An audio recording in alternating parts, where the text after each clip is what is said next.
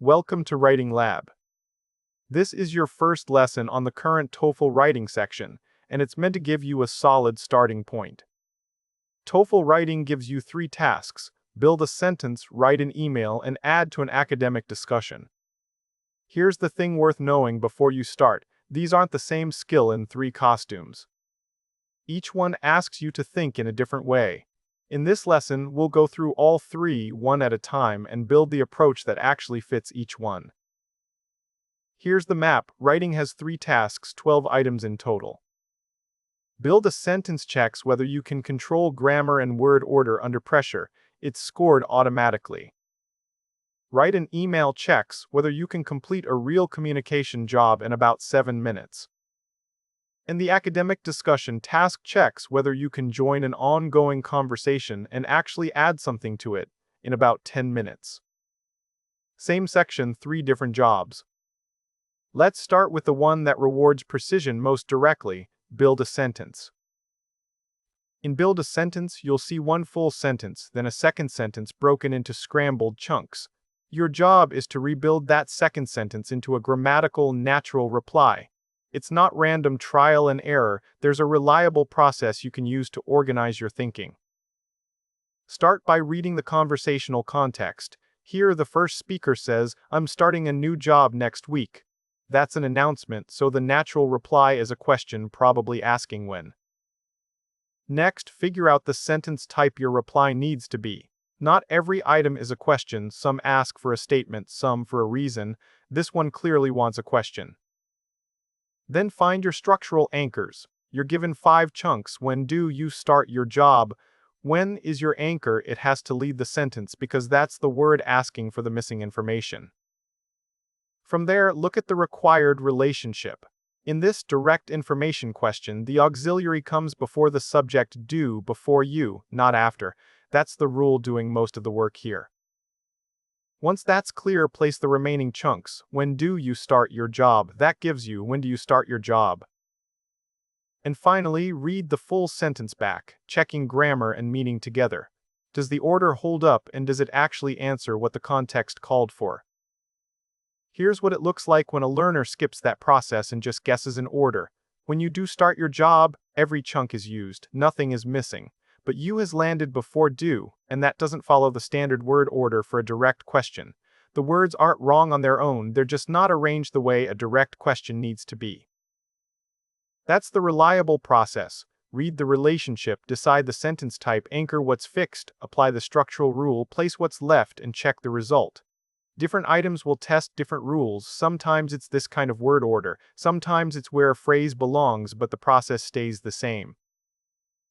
Write an email works differently. Completing every required purpose is essential, but clear language, development, and writing conventions still matter too. You're given a scenario and a short list of things your email has to do. Nail the grammar but miss one of those, and you've still fallen short of the task. Here's the scenario. Your library access card didn't work when you and your group arrived for your reserved study room, and no one was at the desk to help. The task asks for 3 things: describe what happened, explain how it affected your group, and ask for a solution. Before you write anything, identify your recipient and turn those 3 requirements into an actual list. Not a vague sense of what to cover, a literal, checkable list. That list is what you'll organize the message around, and it's what you'll check the finished draft against. A weak response sounds like this. In today's world, technology plays a very important role in students' academic lives, and access to study spaces is essential for success. Unfortunately, my group encountered a problem with our reserved room. That's 32 words of scene setting, and it never actually asks for anything. Run it against the list, and 2 of the 3 required purposes are simply missing. A strong response gets straight to it. It opens with what happened: the card not working, no one available to help. Then the impact: the group's book time was lost and the meeting had to be rescheduled. And it closes with a direct, specific request, not a vague "please help," but 2 real options the reader can act on. Here's the complete response. Take your time reading it.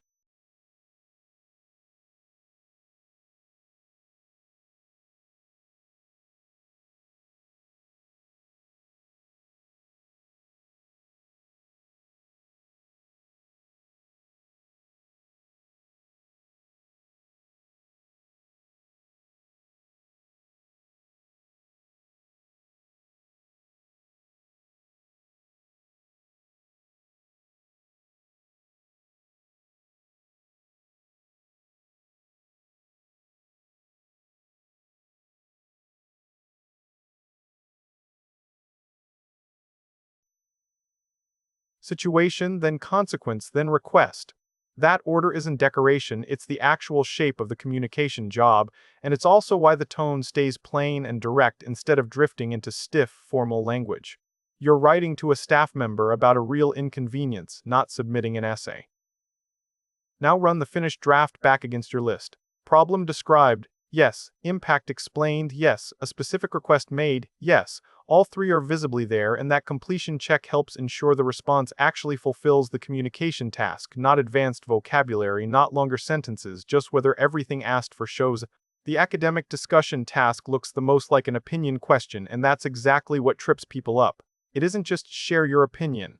You're joining a live discussion, and one practical way to build a real contribution is with 4 parts: a position, a reason, development of that reason, and something new the discussion doesn't already have.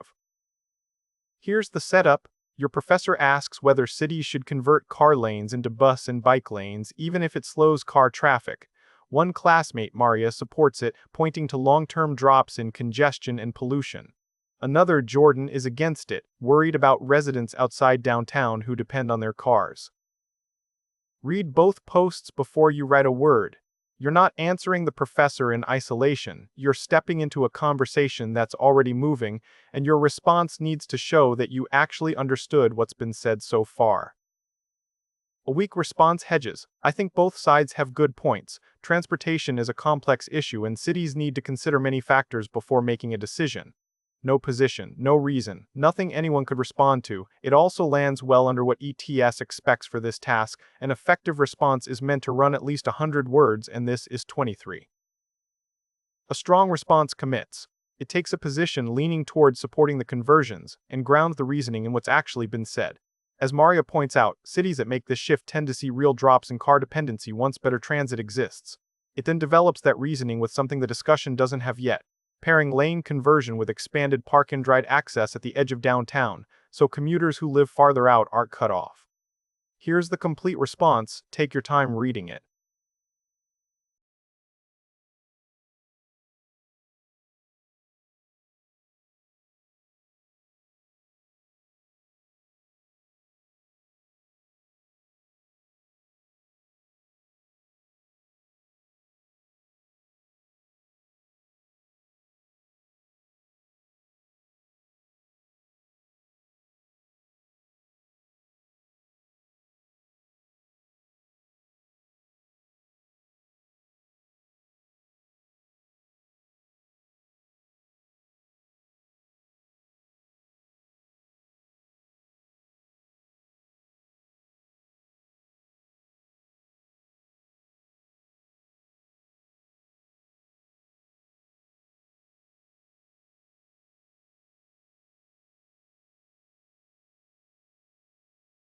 That's not agreeing, and it isn't repeating, it's building the idea forward into something the discussion didn't already have. Engaging Jordan's concern by name helped this response, but it isn't the only way to add something real. You could also bring in a new consideration the discussion hasn't touched at all. What matters isn't which method you choose. What matters is that the discussion is genuinely further along after your post than it was before. Put the 3 side by side. Build a sentence is a closed, one-sentence puzzle. No reader, no audience, just a structural rule to get right. Write an email adds a real reader with real expectations. Academic discussion adds a live conversation you have to actually join. 3 different jobs, which is why one all-purpose writing habit can't carry you through all 3.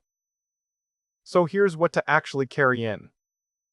Build a sentence. Find the sentence type and the structural rule before you touch a chunk. Email, list every purpose the task gives you and check your draft against it. Discussion, take a real position, give it a reason, develop it, and add something the conversation didn't already have. 3 tasks, 3 jobs, 1 approach each, and that's the foundation for all 3 current TOEFL writing tasks. In the next writing lab lesson, we'll go deeper into each one, starting with build a sentence. If you'd like to practice, TOEFL Lab's writing practice covers all 3 tasks. See you in the next one.